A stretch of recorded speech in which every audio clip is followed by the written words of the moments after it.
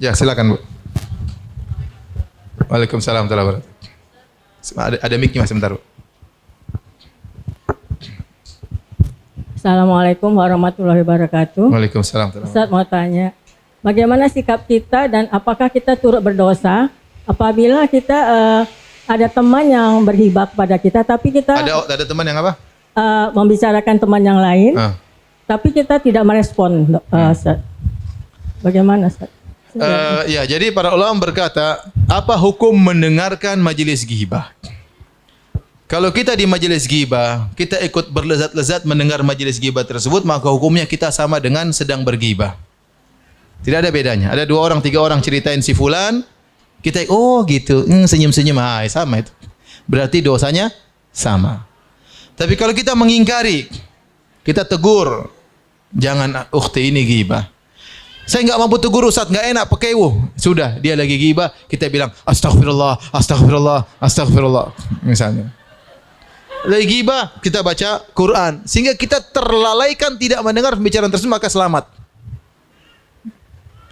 Tapi kalau sudah terlanjur dia cerita, kita bilang ya ukhti, tegur, kita ngomong, saya rasa ini masalah, saya tidak bisa kasih solusi. Anda salah bicara kalau Anda laporkan ke saya hanya tahu keburukan ini, saya tidak bisa kasih solusi. Saya khawatir ini ghibah, coba anti pergi ke ustadz atau kemana yang kira-kira bisa kasih solusi, maka ceritakan masalah anti. Adapun nanti cerita kepada saya, ceritain kejelekan orang, apa faedahnya saya mengetahui kejelekan dia? Saya pun tidak berinteraksi dengan dia, saya pun tidak berdagang dengan dia, saya pun tidak invest sama dia. Apa faedah saya tahu kesalahan dia? Dan jangan pekeuh-pekeuh, cerita saja, bicara. Kita ini apa? Beramar ma'ruf nahi mungkar, terlalu banyak pekeuhnya. Seharusnya kita bicara baik-baik. Oh, kayaknya ini ghibah deh. Kemarin saya ikut pengajian seperti ini, namanya ghibah. Mungkin dia juga nggak tahu hukum ghibah. Sampaikan aja. Ya. Intinya kalau kita tidak mampu, kita ingkari dalam apa? Dalam hati. Maka kita selamat. Tapi ada lagi yang bertanya? Ya. Assalamualaikum warahmatullahi wabarakatuh. Waalaikumsalam. Gini Pak Ustaz, kalau mengklarifikasi niat kita untuk masalah, untuk kan Gimana kalau apa? Mengklarifikasi suatu masalah itu kan supaya tidak terjadi fitnah. Itu gimana Pak Ustaz? Boleh. Jadi seorang kalau dizalimi, dia dituduh dengan tuduhan yang macam-macam, dia berhak untuk mengklarifikasi. Bahwasanya tuduhan terhadap saya tidak benar dan dia punya hak untuk membersihkan dirinya. Itu boleh ya. Dan dia boleh menyebutkan orang tersebut, ya. Karena dia yang mulai menyebutkan keburukan kita misalnya. Dan tidak boleh lebih daripada itu, sekedar mengklarifikasi. Misalnya dia mengatakan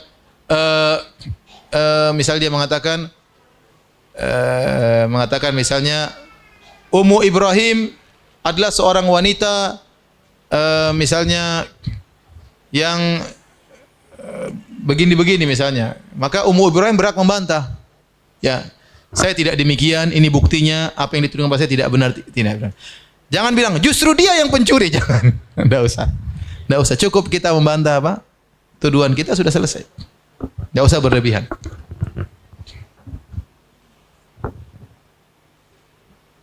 Mengenai menghindari ghibah, apakah ada hadis atau kewajiban untuk bersilaturahmi bagi perempuan? Apabila ada, bagaimana dengan keutamaan tinggal di rumah? Silaturahmi berlaku bagi laki-laki maupun perempuan. Dan silaturahmi merupakan ibadah yang agung. Namun yang dimaksud dengan silaturahmi yaitu menyambung hubungan dengan kerabat, bukan dengan kawan. Kawan itu ada namanya adalah ukhuwah Islamiyah.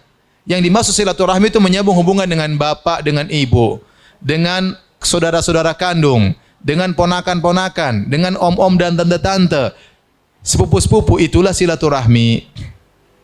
Sekarang makna tersebut menjadi kabur. Orang menyangka misalnya pengajian, ini pengajian bukan pengajian silaturahmi. Karena ibu-ibu sekalian bukan kerabat. Nah sebagian orang untuk yang seperti ini mereka semangat, justru rahim mereka tidak sambung. Tidak pernah kontak sama kakak, tidak pernah kontak sama adik, tidak pernah hubungan sama ibu, tapi kalau sama teman semangat tiap hari datang ke rumahnya. Ini salah. Jadi ibu-ibu yang dimaksud silaturahmi adalah menyambung hubungan dengan apa? Kekerabatan. Ibu boleh bertemu namanya ukhuwah Islamiyah. Boleh, namun jangan berlebih-lebihan. Saya katakan tadi, ada keperluan kita ketemu, ngobrol, ketawa, ketiwi, makan barang boleh. Jangan terlalu lama-lama. Ya. Ketemu ibu misalnya, ketemu 1 jam, 2 jam maksimal. 4 jam mau bicara apa lagi? Bahan sudah habis, akhirnya nanti ghibah, itu yang saya takutkan di situ. Ketemu misalnya, ketemu makan di mana, di mall mana, restoran, silakan, tidak ada masalah, ngobrol ketawa ke TV, menghilangkan namanya persahabatan. Tapi jaga topik pembicaraan, jaga. Sudah 2 jam, 3 jam pulang, kasihan suami ya. Di rumah sendirian. Ini enggak punya istri cadangan. Sudah pulang. Kasihan sendirian, pulang temui, ngobrol sama suami, ngobrol sama kawan-kawan terus, kapan suami diajak ngobrol. Tapi ada lagi yang bertanya? Silakan. Assalamualaikum Ustadz. Waalaikumsalam warahmatullahi wabarakatuh. Bagaimana cara kita meminta maaf pada orang yang telah kita gibahi? Satu, pada yang kita kenal, apakah kita harus menjelaskan secara rinci? Yang kedua, pada orang yang kita tidak kenal, misalnya artis atau presiden atau politikus. Terima kasih.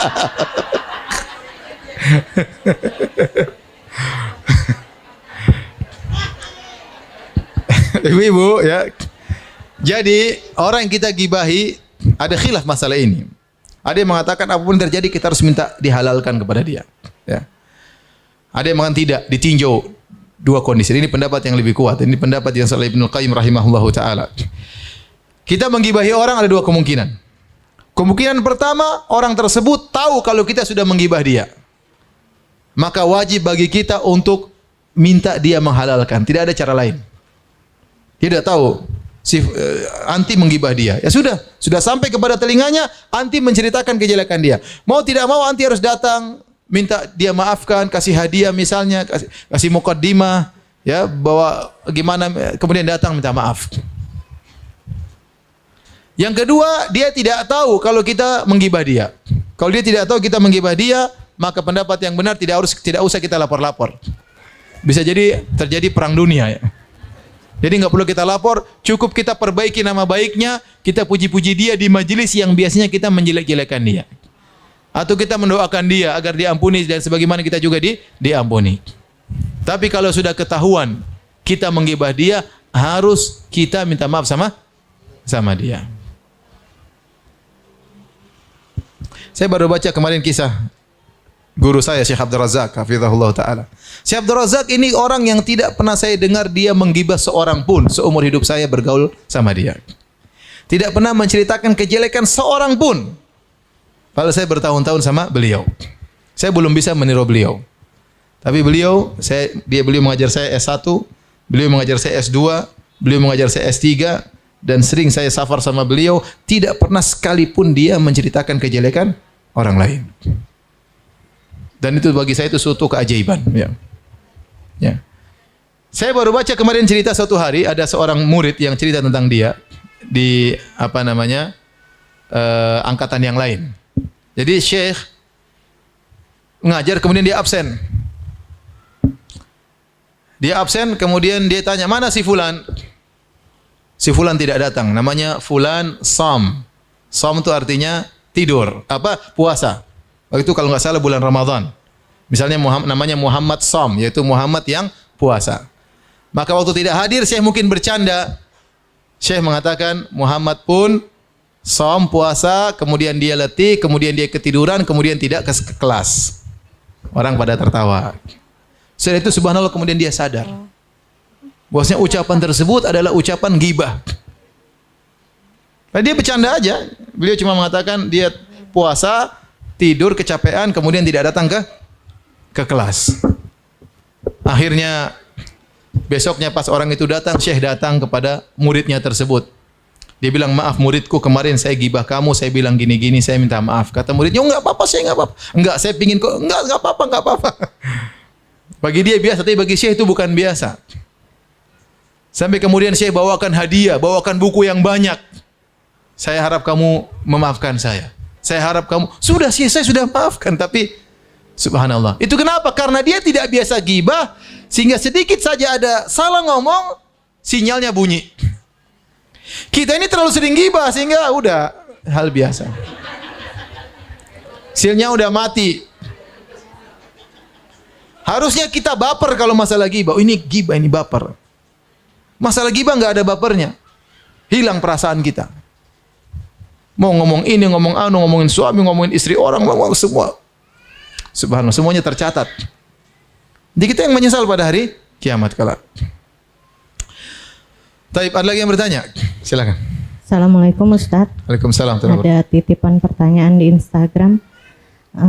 Kalau istri habis ketemuan dengan ibu-ibu dan sudah menahan diri tidak ikut bergibah, terus setibanya di rumah dia sharing ke suaminya karena sesungguhnya dia tidak tahan mendengar cerita yang dia dengar tadi, itu termasuk gibah juga bukan? Enggak, jadi kalau dia sharing dalam rangka untuk mencari solusi ya.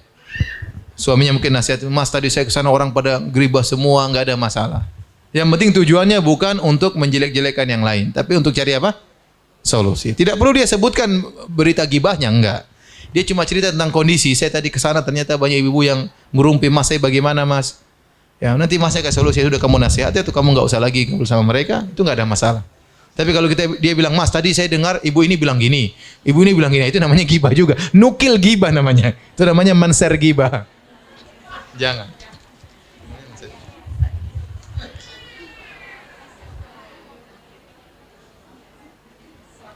Ustadz, bagaimana jika kita membicarakan kebaikan orang lain, misalkan untuk memberi inspirasi untuk orang lain? Apa dibolehkan? Boleh. Ini dibolehkan. Ini dibolehkan, ya. Menceritakan kebaikan orang lain. Tapi mengingat, lihat hati-hati. Kalau orang tersebut yang kita ceritakan kebaikannya masih hidup dan dikhawatirkan dia ria atau ujub, maka tidak usah kita sebut namanya. Tapi kalau orang tersebut kita tahu dia orang alim, insya Allah enggak ria, insya Allah enggak ujub, tidak apa kita sebutkan apa? Contoh. Tapi kalau kita bilang teman kita, ini teman saya loh, dia bangun masjid. Ini, kepalanya langsung besar. Kasihan dia. Kasihan dia. Tadinya dia ikhlas jadi apa? Ria. Cukup kita bilang ada kawan saya kenal begini sudah selesai. Kecuali itu orang misalnya orang alim atau yang lain.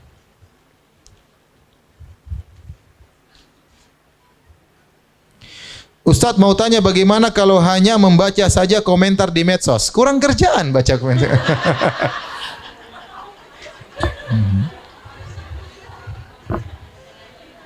Kurangi Bu, kurangi. Kasihan ibu-ibu habis waktu, ibu-ibu itu umur sudah lanjut ya, sudah usia lanjut.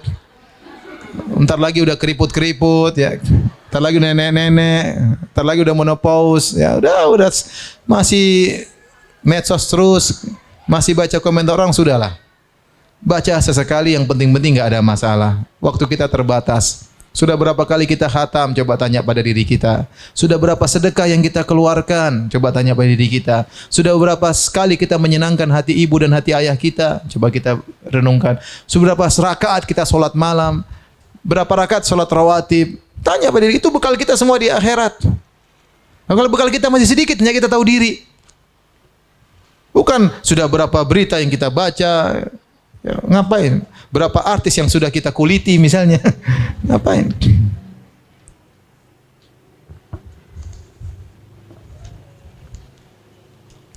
Ustadz, kalau kita sedang berdua dengan ibu mertua dan kemudian beliau gibah sana sini, terkadang saya tidak merespon, hanya senyum-senyum saja. Senyum-senyum setuju atau tidak? Kalau saya mengingatkan, khawatirnya beliau tidak mau menerima atau tersinggung. Bagaimana nasib menantu tersebut? Apa tetap dosa juga? Tidak, paling tidak kita ada, nggak apa-apa. Jangan, maksudnya dengan cara yang baik. Udah lama, sudah lama. Jangan lama, itu urusan orang lama. Tegur aja baik-baik dengan halus, dengan senyum. Ya, karena itu ghibah. Ya. Kalau kita nggak tegur, dia terus rocos. Waduh, udah. Ini sudah orang ke-17 ini yang dia sebutin misalnya. Dan itu penyakit orang tua begitu memang. Ya. Ibu-ibu udah tua itu kurang kerjaan, makanya banyak apa? Ngomongin orang. Apalagi kalau ibu tersebut sudah hobinya nonton berita, sudah selesai. Beritain, wah semuanya dikomentari. Pak Presiden, Bu Presiden, Pak Menteri, Bu Menteri. Semuanya dikomentari. Ibu udah tua.